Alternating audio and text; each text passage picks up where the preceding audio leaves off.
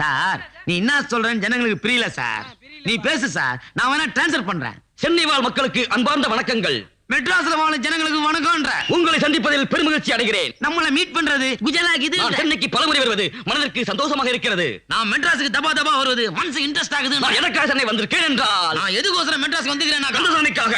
கந்தசாமிக்கோசரம். கந்தசாமி ஒரு நல்ல மனிதர். கந்தசாமி ஒரு சோக்காளி. அவர் ஒரு வலிமையானவர். சீக்காளி இல்ல. அவர் இதயம் ஒரு தங்கம். 25 கேரட் கோல்டு. அது மட்டுமல்ல, அதுக்காண்டி இல்ல, உங்களுக்கும் உன்னாண்டையும் எங்களுக்கும் என்னாண்டையும் ஒரு நல்ல உறவு வேண்டும். ஒரு ஃப்ரெண்ட்ஷிப் வேணும். அது மட்டுமல்ல, அதுக்காண்டி இல்ல, காந்தி சொன்னது போல், காந்தி சொன்ன மாதிரி, ராஜா சொன்னது போல், காமராஜர் சொன்ன மாதிரி, உங்கள் மண்ணுக்கு உயிர் தமிழுக்கு.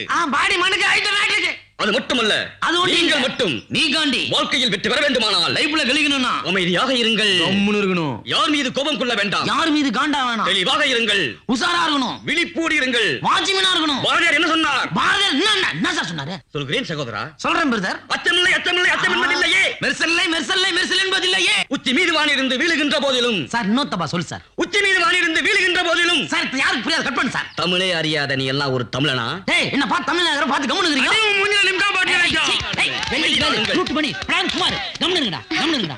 கடையான வாங்க. என்னத்துல கம்முனு